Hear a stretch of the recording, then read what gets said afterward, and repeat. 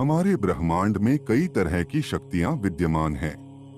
ज्ञान देने वाली शक्तियां, धन संपत्ति वैभव देने वाली शक्तियां, कल्याण करने वाली शक्तियां, मन पर प्रभाव डालने वाली शक्तियां, आत्मा पर प्रभाव डालने वाली शक्तियां, बुद्धि पर प्रभाव डालने वाली शक्तियां।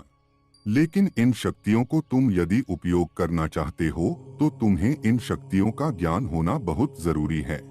तुम्हें यह ज्ञान होना भी जरूरी है कि कौन सी शक्ति हमारे जीवन पर क्या प्रभाव डालती है और इन शक्तियों का हम किस तरह से उपयोग कर ज्ञानवान, समृद्ध और वैभवशाली बनकर अपने जीवन को सार्थक बना सकते हैं। पिछली प्रस्तुति में हमने आपको बताया था कि इस ब्रह्मांड में 1 से लेकर 9 नंबर वाली भिन्न भिन्न शक्तियां अपना प्रभाव डालती है। इनमें 3, 6 और 9 नंबर वाली शक्तियां प्रमुख शक्तियां हैं। साथ में यह भी बताया था कि इन शक्तियों के साथ किस तरह से सूर्य, चंद्र, गुरु, राहु, बुध, शुक्र, केतु, शनि और मंगल की शक्तियां जुड़ी हुई है। किस तरह से पंचतत्व की शक्तियां इन अंकों के साथ जुड़ी हुई है और किस तरह से त्रिदेव, ब्रह्मा, विष्णु और महेश का इन शक्तियों के साथ संबंध है। अब आगे आज हम आपको बताते हैं कि किस तरह से विभिन्न रंग इन शक्तियों के प्रभाव को प्रकट करते हैं। सबसे पहले बात करते हैं लाल रंग की। लाल रंग मंगल ग्रह का होता है, जिसे मंगलकारी, कल्याणकारी, शुभ और सौभाग्यशाली कहा गया है। जिसके साथ नंबर 9 की शक्ति और मंगलकारी भगवान शिव की शक्ति जुड़ी हुई है। शिव पत्नी माता दुर्गा को लाल रंग अत्यंत प्रिय है और इसलिए स्त्रियां इस सौभाग्य प्रदान करने वाले लाल रंग से मंगलसूत्र, चूड़ियां, बिंदी और अपनी मांग भरती है, जिसका विस्तार से वर्णन मंगलसूत्र वाली प्रस्तुति में किया गया है। अब बात करते हैं पीले रंग की।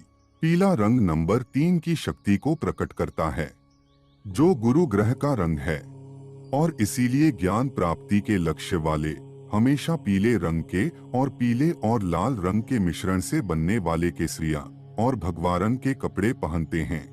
पीला और भगवा रंग हमेशा ज्ञानियों का, गुरुओं का, ऋषि मुनियों का और योगियों का पसंदीदा रंग है।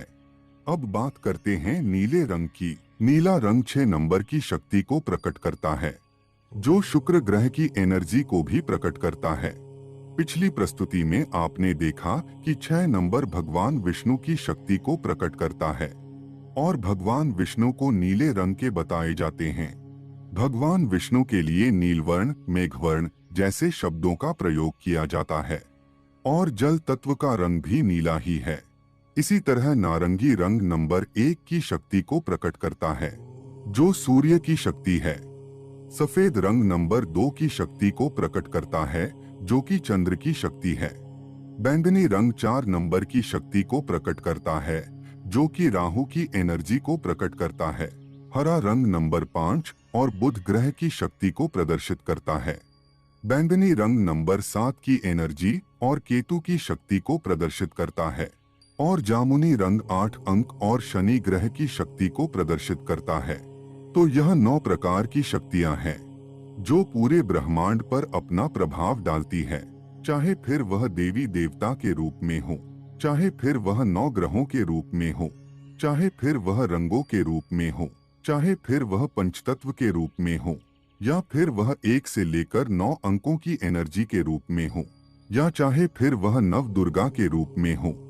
लेकिन इन शक्तियों का प्रभाव हमारे जीवन पर 100% नहीं, लेकिन 1000% पड़ता ही है।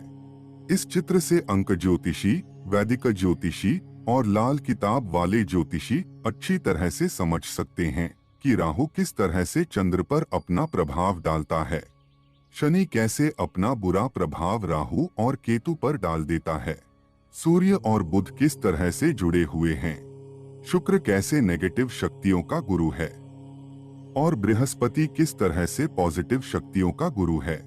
इस तरह से अनेकों कनेक्शनों को और रहस्य को समझा जा सकता है। अब समझते हैं कि यह शक्तियां हमारे जीवन पर क्या प्रभाव डालती है। अब सबसे बड़ा प्रश्न यह है कि क्या हम इन शक्तियों का उपयोग कर ज्ञान, धन, दौलत और अच्छा सौभाग्य प्राप्त कर सकते हैं? ऐसा कौन सा तरीका है जिससे हम इन शक्तियों का उपयोग कर सके? और इन शक्तियों की कृपा प्राप्त कर सके। ब्रह्मांड की इन शक्तियों की कृपा प्राप्त करने के लिए हमारे प्राचीन ग्रंथों में 3 प्रकार के मार्ग बताए गए हैं। पहला है मंत्र, दूसरा है यंत्र और तीसरा है तंत्र। हमारे वैदिक ग्रंथों में कई ऐसे धन प्राप्ति के, विद्या प्राप्ति के और कल्याणकारी मंत्र बताए गए हैं और इन मंत्र को सिद्ध करने से हम इन शक्तियों की कृपा पा सकते हैं।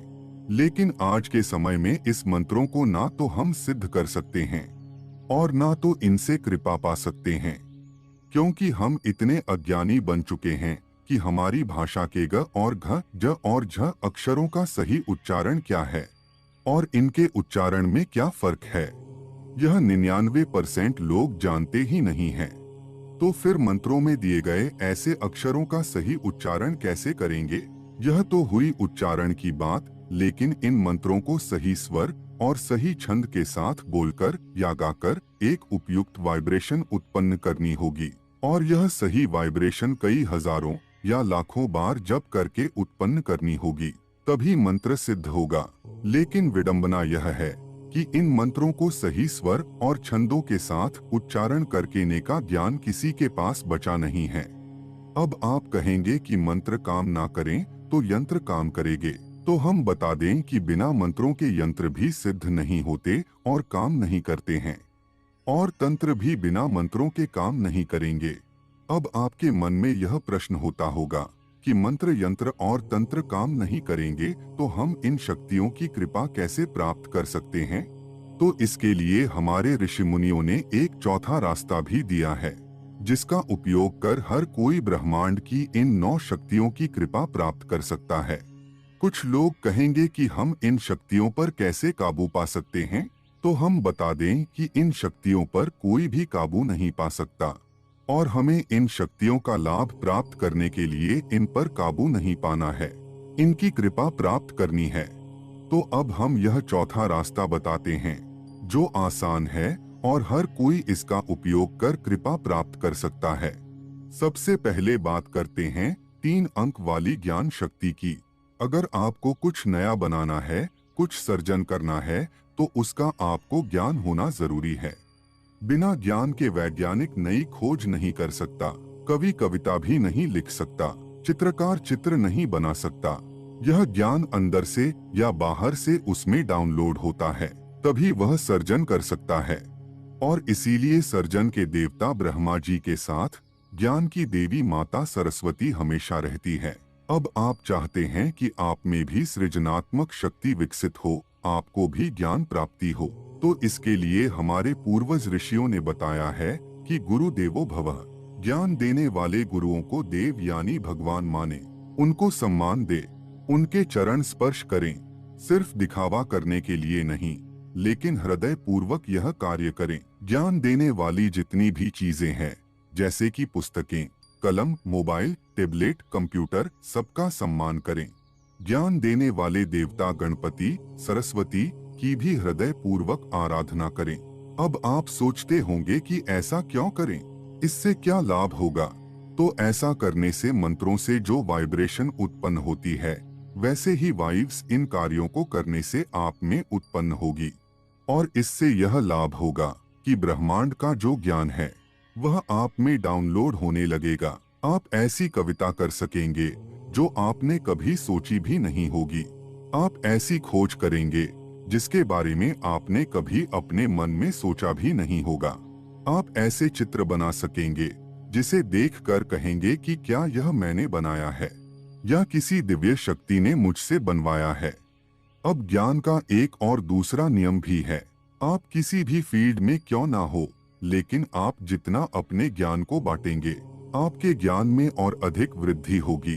आपके अंदर ज्ञान का फ्लो बढ़ेगा और आपका यूनिवर्सल ज्ञान के साथ कनेक्शन और अधिक मजबूत होगा।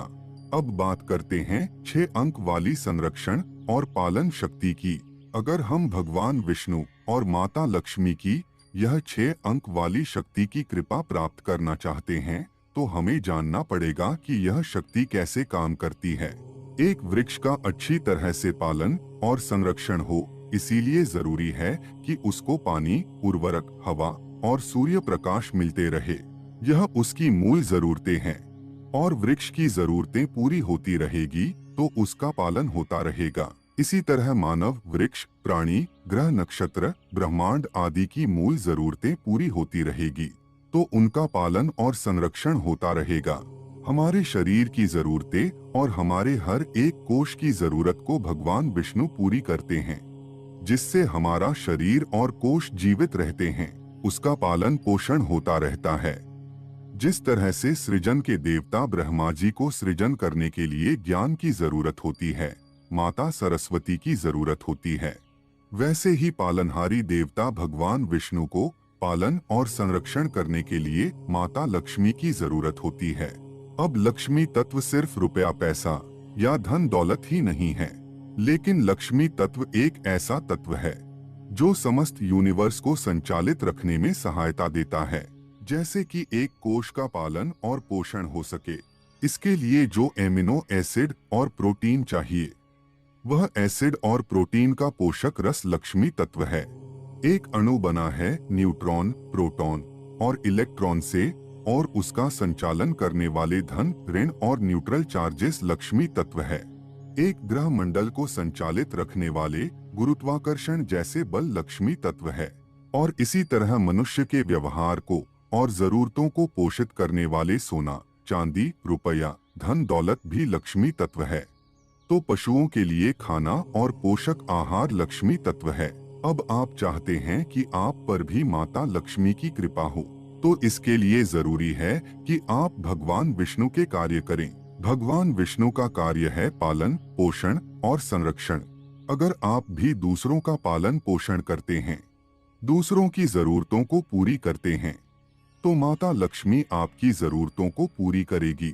जैसे कि एक किसान लोगों की अन्न की जरूरत को पूरी करता है, एक शिक्षक ज्ञान की जरूरत पूरी करता है, एक पुलिस रक्षा की जरूरत पूरी करता है, एक वकील और जज न्याय की जरूरत पूरी करता है, और उसके बदले में उन्हें वेतन के रूप में लक्ष्मी तत्व प्राप्त होता है।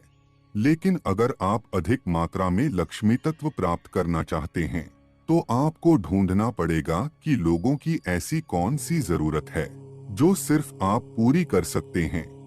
आपको उस खाली जगह को भरना होगा जिस जरूरत को कोई पूरी नहीं कर रहा हो, या तो कम लोग उस जरूरत को पूरी कर रहे हो।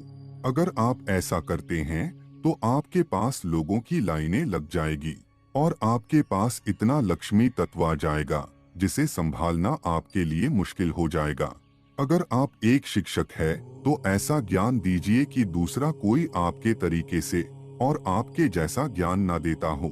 लोगों की ज्ञान की उन जरूरत को खोजे जो अभी तक खाली है। अगर आप डॉक्टर है तो लोगों के स्वास्थ्य की उन जरूरतों को पूरी करें जिसे बहुत कम डॉक्टर पूरी कर रहे हैं। आप पुलिस है तो लोगों को कानून और व्यवस्था की ऐसी सेवा प्राप्त करवाएं कि जिसकी लोगों को वर्षों से तमन्ना थी। जितने अधिक लोगों की और जितनी अच्छी तरह से लोगों की जरूरतें आप पूरी कर सकेंगे, उतना अधिक लक्ष्मी तत्व आपको प्राप्त होगा। अगर आप इन शक्तियों के बारे में अधिक जानकारी प्राप्त करना चाहते हैं तो कमेंट में पार्ट 3 अवश्य ही लिखें और प्रस्तुति को लाइक और चैनल को सब्सक्राइब अवश्य